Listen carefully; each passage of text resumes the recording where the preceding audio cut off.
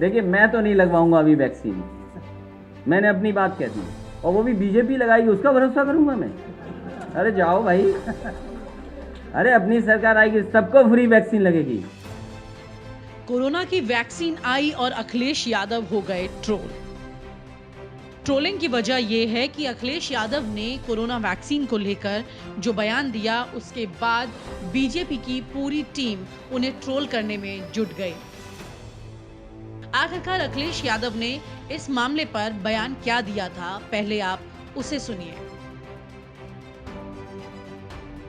Corona का vaccine का आज ड्राई रन शुरू हो गया, तो क्या समाजवादी पार्टी आप अपनी तरफ से मानते हैं कि लोगों को वैक्सीन? देखिए मैं तो नहीं लगवाऊंगा अभी वैक्सीन, मैंने अपनी बात कह दी, और वो भी बीजेपी लगाएगी उसका भरोसा करूंगा मैं? अरे जाओ भाई, अरे अपनी सरकार आएगी सबको फ्री वैक्सीन लगेगी।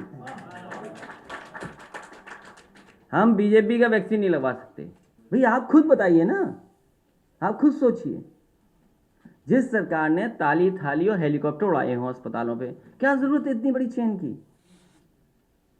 क्यों वैक्सीन की क्या जरूरत है? हम लोग आप सब बिना मास्क के बैठे हुए हैं। तो आपने सुना कि किस तरह से अखिलेश यादव ने यह बताया कि कोरोना की वैक्सीन दरअसल भाजपा की वैक्सीन है, और ये कहने के पीछे उनका तात्पर्य क्या था, आइए आपको समझाते हैं। ट्रोलिंग को लेकर काफी चर्चाएं हो रही हैं कि आखिरकार अखिलेश यादव ने इस तरह का बयान क्यों दिया। क्या ये बचकाना बयान था? क्या अखिलेश यादव नहीं जानते कि वैक्सीन कोरोना की है, भाजपा की नहीं? कई लोगों ने तो ये तक कह डाला कि ऑस्ट्रेलिया रिटर्न को ये तक नहीं पता।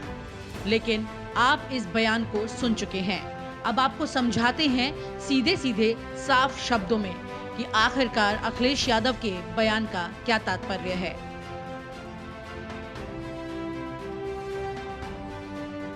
अखिलेश यादव लगातार काफी समय से ये बात कह रहे हैं कि बीजेपी को कोरोना वैक्सीन मुफ्त में देश भर में लगानी चाहिए, लेकिन पिछले कुछ दिनों से कोरोना की वैक्सीन को लेकर एक लगातार विवाद उठ रहा है, और विवाद है कि वैक्सीन वाकई में सही है या नहीं है, क्या इससे लोगों की जान को बचाया जा सकेगा या नहीं, कोरोना से बचने के लिए ये वैक्सीन काफी होगी या नहीं। ये तमाम सवाल हैं। क्या वाकई में कोरोना वैक्सीन लेने के बाद आपको कोरोना नहीं होगा? लेकिन आपको बता देते हैं कि कुछ समय पहले हरियाणा के मंत्री अनिल विज ने कोरोना की वैक्सीन लगवाई थी और उसके बाद उनको कोरोना हो गया था। लोगों को काफी ज्यादा हैरत हुई थी कि आखिरकार ऐसा कैसे हुआ। कुछ वैक्सीन की कंपनियां ऐसी हैं जिनका ये कहना है कि अगर सरकार उन्हें परमिशन दे रही है तो उन्हें ये भी परमिशन दे कि उनकी वैक्सीन आने के बाद उन पर कोई भी कानूनी कार्रवाई नहीं होगी। जी हाँ, हम बात कर रहे हैं आदात पूनावाला की, जिनकी वैक्सीन बाजार में आने के लिए तैयार है और वो सरकार से एक अलग ही तरह की एनओसी की डिमांड कर रही है।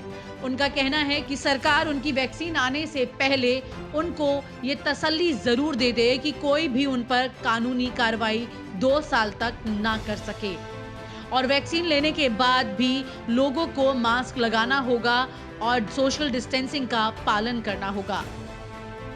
यहाँ तक कि उन्होंने ये भी कहा है कि ये वैक्सीन बुलेट प्रूफ नहीं होगी। तो सवाल ये उठता है कि जब कंपनी ने अपनी सुरक्षा के लिए बुलेट प्रूफ का काम कर लिया, सरकार से ये डिमांड करके कि कोई भी उन पर कानूनी कार्रवाई नहीं कर सकता, ऐसे में क्या कंपनी की जिम्मेदारी नहीं बनती है कि जनता को जब वो वैक्सीन देगी तो जनता भी कोरोना से दूर रह सके या उससे उनकी जान बच सके? लेकिन कंपनी इस बात की कोई भी गारंटी नहीं दे रही है।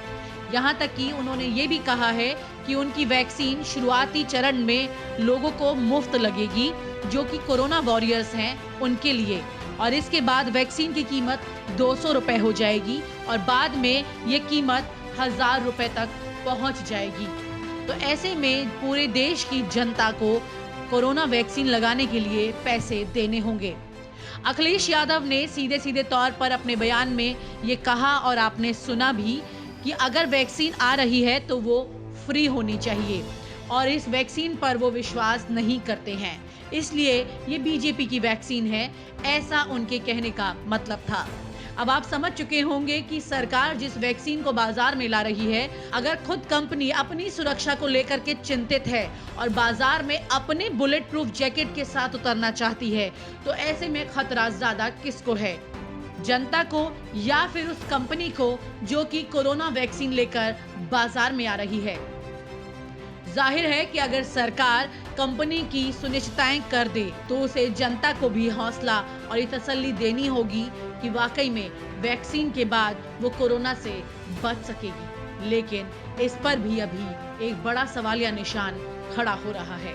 इसी मामले पर अखिलेश यादव ने अपना बयान दिया था, जिसके बाद उन्हें सोशल मीडिया पर ट्रोल किया गया, लेकिन किसी ने ये जानने की कोशिश नहीं की कि आखिरकार अखिलेश यादव ने कौन सी रिसर्च के आधार पर ये बात कही थी।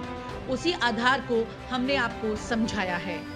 अब आप ये जान चुके होंगे कि आधार पूनावाला की ये वैक्सीन और इसके अलावा तमाम वो वैक्सीन जो बाजार में आ रही हैं, उसको लेकर जो सवाल खड़े हो रहे हैं, उस पर सरकार को अब जवाब देना होगा, इससे पहले कि वैक्सीन के चरण और उसके असर जनता तक पहुंचने लगे, क्योंकि सरकार पहले ही किसानों को अपने विश्वास में लेने में असफल हो चुकी है। ऐसे में अगर वैक्सीन को लेकर सरकार ने जनता को विश्वास नहीं दिलाया तो एक और बड़ा विवाद सामने आ सकता है। और आप हमसे जुड़े रहने के लिए सब्सक्राइब करें YouTube पर, फॉलो करें Twitter पर और लाइक करें Facebook पर। और ज्यादा जानकारी के लिए न्यूज़ नशा की वेबसाइट पर जाएं। आपको टाइप करना होगा सिर्फ न्यूज़ नशा।